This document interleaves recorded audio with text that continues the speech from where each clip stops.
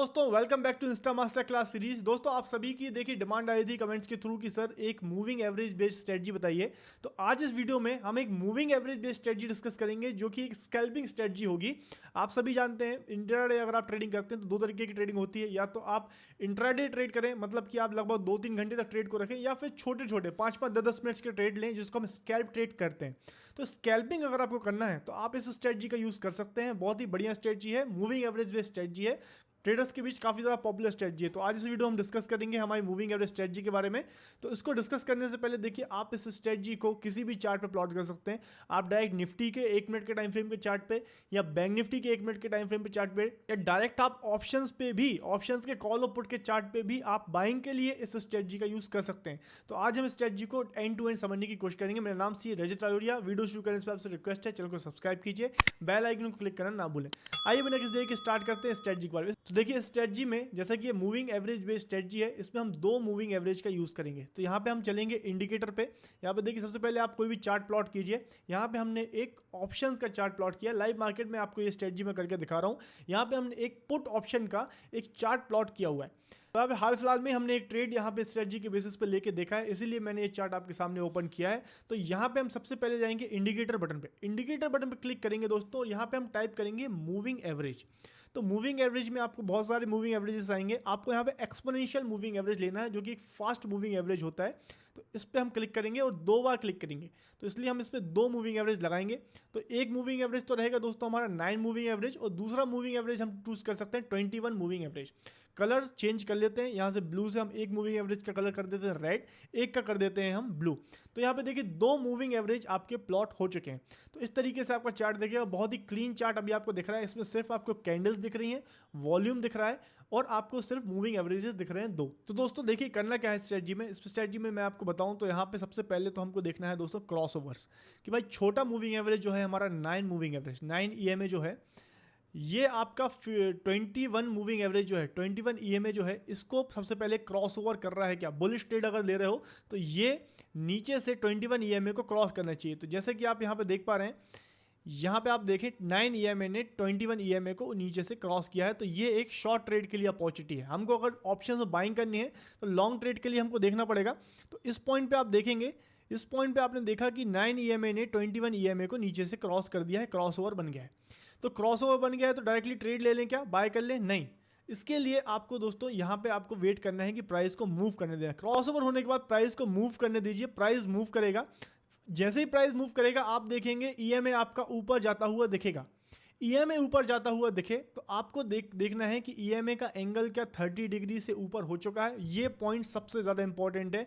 Maximum लोग यहाँ पे ही गलती करते हैं। कोई भी ईएमए बेस्ड स्ट्रेटजी हो, सबसे ज़्यादा गलती क्या होती है कि भाई यहाँ पे इन जोन्स में जाके बाय सेलिंग करते हैं, जिससे कि स्टॉप लॉस पे स्टॉप लॉस करता है। भाई थोड़ा वेट कर लो, साइडवेज मार्केट में ईएमए चल रहा है, इसको इग्नोर मारो।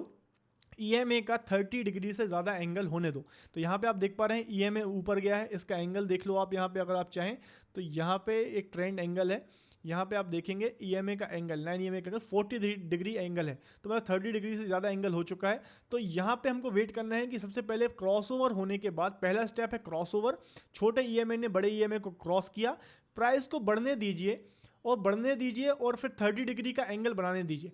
फिर जब प्राइस दोबारा से दोस्तों रिट्रेस करेगा ना, तो यहाँ पे आप देखिए प्राइस आपको रिट्रेस करता हुआ दिख रहा है। एक चैनल में फॉर्मेशन प्राइस देखेगा, रिट्रेसमेंट हो रहा है। आपको वेट करना है प्राइस ईएमए को टच करे। जो 9 ईएमए जो आपका है, जो फास्ट मूविंग एवरेज है, इसको टच करना चाहिए। जैसे ही इसको टच करेगा, जैसे ही टच करता है, आपका देखिए सारा कुछ क्लियर हो चुका है। अब बस आपको एंट्री के लिए रेडी रहना है। एंट्री लेने के लिए आपको वेट करना है कोई भी बुलिश कैंडल का। बुलिश कैंडल क्या होती है, ये जैसे कि आपकी एक सॉलिड ग्रीन कैंडल हो गई, या फिर एक बड़ी ग्रीन कैंडल है बट ऊपर नीचे हल्की सी विक है, चल जा रहा है। हल्की सी विक चल जाएगी, बट अगर विक बड़ी है तो ये नहीं चलेगा। एक सॉलिड ग्रीन कैंडल हो या फिर एक बढ़िया ग्रीन कैंडल हो, छोटी मोटी विक चलती हैं, 10% की विक है या 5% की विक है, चलेगी। या एक हैमर कैंडल बन जाए, इन 3 कैंडल को आप एक बुलिश कैंडल कंसीडर करके चल सकते हैं। हैमर कैंडल का मतलब प्राइस नीचे गया, नीचे से ऊपर गया, इस तरीके का कैंडल फॉर्मेशन होता है। नीचे लंबी विक होती है, ऊपर छोटी सी बॉडी होती है। इन तीनों में से कोई भी कैंडल बन जाए, आप समझ जाइए बुलिश कैंडल है। तो जैसे ही प्राइस यहाँ से मूव हुआ, 30 डिग्री एंगल हुआ, प्राइस साइडवेज हुआ, यहाँ पे देखिए ईएमए पे आपको एक हैमर कैंडल फॉर्मेशन देखने को मिला है। हैमर कैंडल फॉर्मेशन देखने को मिला है। आपको अब किसी चीज़ का वेट नहीं करना है, आपको यहाँ पे एंट्री लेना है। एंट्री कहाँ लेनी है, इस कैंडल के ऊपर। जैसे इस कैंडल के ऊपर प्राइस निकलेगा आपको यहाँ पे एंट्री लेनी है। स्टॉप लॉस रहेगा, जो कैंडल आपकी बुलिश कैंडल है इसके लो के नीचे स्टॉप लॉस रहेगा। आप देख सकते हैं किस तरीके से 1:2 का 1:3 का ट्रेड आपने 3 कैंडल में कन्वर्ट कर लिया था। तो 3 मिनट का कैंडल है ये, देखिए यहाँ पे 1 मिनट की कैंडल, तो 3 मिनट का ये ट्रेड था। इसमें जैसे मैंने स्टार्टिंग बताया ये एक स्कैल्पिंग ट्रेड है।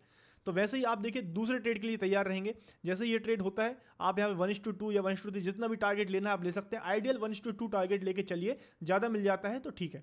अब देखिए फिर से दोबारा से यहाँ पे मूवमेंट होने के बाद प्राइस फिर से रिट्रेस हो रहा है। Should wait for the price, अब हमको वेट करना है प्राइस का। तो यहाँ पे देखिए प्राइस आने दो, नीचे आ रहा है, ईएमए पे सपोर्ट लेता हुआ प्राइस दिख रहा है। यहाँ पे देखिए आपको एक और बुलिश कैंडल देखने को मिली है जिसने यहाँ पे आपको 9 ईएमए को क्रॉस कर दिया है। तो यहाँ पे एक और आपका ट्रेड बनेगा। यहाँ पे आप जाएंगे, इसके हाई के ऊपर एक स्टॉप लॉस लगाएंगे, ये आपका लो हो जाएगा। और इस तरीके से आप देखिए यहाँ पे भी आपको एक बहुत ही शानदार 1:5 का रिस्क रिवॉर्ड रेशियो वाला ट्रेड मिल गया। तो इस तरीके से ट्रेड आपको इस स्ट्रेटजी में मिलता रहेगा। बस आपको बस वेट करना है कि ईएमए का एंगल जो है 30 डिग्री से ज़्यादा होना चाहिए, फिर रिट्रेस होना चाहिए, एक बुलिश कैंडल बननी चाहिए। एक स्कैल्पिंग स्ट्रेटजी है। जैसे कि अभी ताज़ा मार्केट अगर आप देखते हैं तो यहाँ पे देखिए एंगल खराब हो चुका है। यहाँ पे जैसे प्राइस मूव हुआ, यहाँ पे देखिए एंगल आपका जो है फ्लैटन होने लगा है। तो यहाँ पे आप कोई भी बुलिश कैंडल का वेट मत करो। और आपने देखा मार्केट ने कोई बुलिश कैंडल बनाई ही नहीं, तो एंट्री मिली ही नहीं। और उसके बाद देखिए मार्केट बेयरिश ट्रेजेक्ट्री में जा चुका है। तो यहाँ पे आप देखिए मार्केट जब नीचे जा रहा है तो यहाँ पे अब आप चाहें तो इसको शॉर्ट करने के लिए देखें, या ये पुट ऑप्शन है तो आप फिर कॉल ऑप्शन में अपॉर्चुनिटी देखने का ट्राई कीजिए।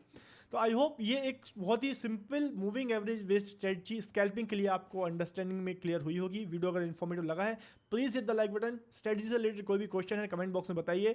नेक्स्ट किस सेटअप पे आपको वीडियो चाहिए प्लीज़ कमेंट बॉक्स में बताइए। थैंक यू, सब्सक्राइब कीजिए, बेल आइकन क्लिक करना ना भूलें। Thank you for watching, happy trading. Investments in securities market are subject to market risks. Read all the related documents carefully before investing.